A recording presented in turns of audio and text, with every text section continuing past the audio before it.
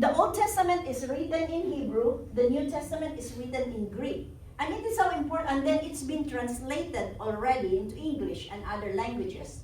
But if you want to know the original intent of the scripture, you want to see what's the Hebrew word that was being used. So the Hebrew word that was used in the trust is batak. B-A-T-A-C-H, batak. Batak means to adhere to cling. Batak is the Hebrew for glue in modern Hebrew right now. That's their word, batak. But batak originally comes from an ancient art of welding. I think most men here know what is welding, right? Well, I'm not a welder, but I'm married to a handyman, so I kind of have an idea of what welding is. So welding, when two metals are welded together, the heat that was applied to these two metals fuse their substance together, and now they become one. They're no longer two separate pieces, but they become one solid piece. Trust in the Lord means you batak to the Lord. You be wielded into the Lord. Not just adhere to the Lord, but really wielded into His will, fused into His strength, blended into His presence. That's being wielded to the Lord. Trusting the Lord means you got to be blending with the Lord, not just attached to the Lord. Now, any welder will tell you that if there is a piece of metal that's being welded like this, when something wants to break this metal, it could break the unwelded part, but it will not break the part that's already been welded. The welded part is stronger than the parts that's not been welded. Why? That's why it's very important that all areas of our lives are welded into God. I want all areas of my life welded into God. I want my finances welded into God. I want my relationship welded into God. I want my family welded into God. Because when the enemy attacks, if one area of your life is not welded into God, if your marriage is not welded into God, guess what? When the enemy attacks that marriage, it breaks. So it's very important that we are welded into God. But any welder will also tell you, just like glue or adhesive, whatever paste, that before you apply that glue or adhesive, it has to be clear. And the surface has to be free of debris, or the glue will not stick, right? The same with welding. Any welder will tell you that for that bond to strongly adhere, the metals has to be free of any water, any oil or grease or debris. It's like our life.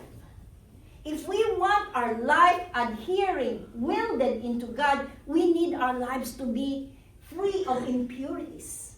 We need our lives to be free of sin, to be free of impurities. And one thing, for you to be free is to be washed by the blood of the Lamb. Amen? To be washed by the blood of Jesus. Because if your life is not free of impurities, just like the welding, if your life is not free of impurities, you may cling to God, but the bond is not so strong. When the storm of life comes, guess what? It breaks. Because you are still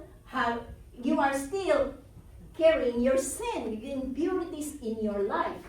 They said that modern bridges nowadays, the builders of modern bridges, they don't use screw and bolt anymore. They would rather weld the bridges. Why? Because screws can loosen up, can get loose over time.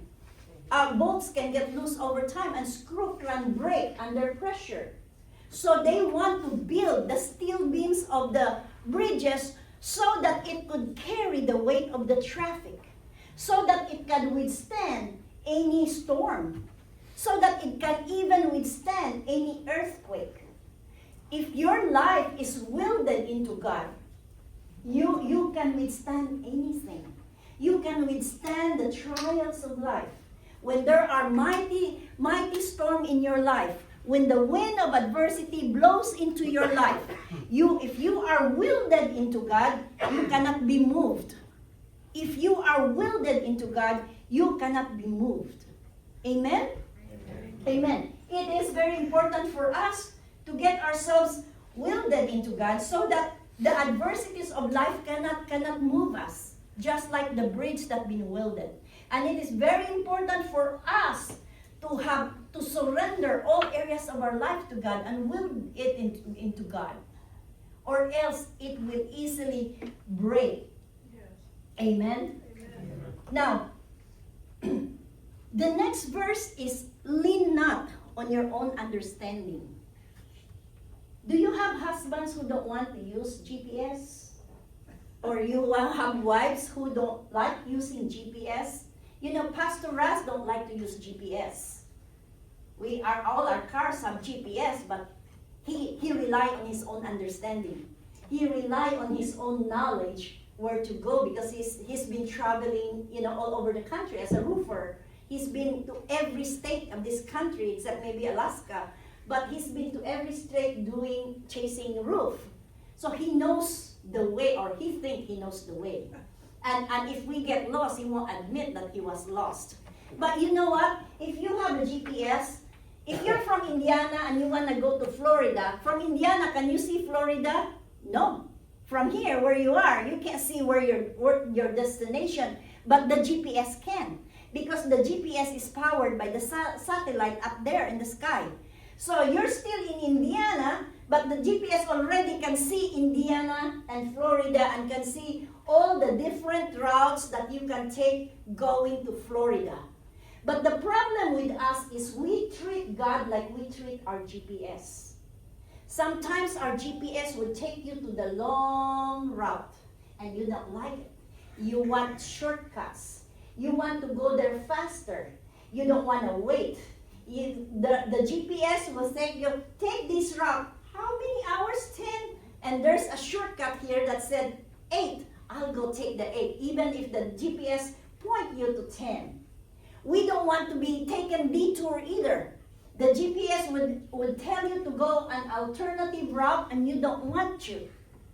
And then you just keep going even though the GPS said detour. You just keep going, and 5 miles after, there's a roadblock. There's an accident, there's a construction going on, and you can't get through. That's how we are in life.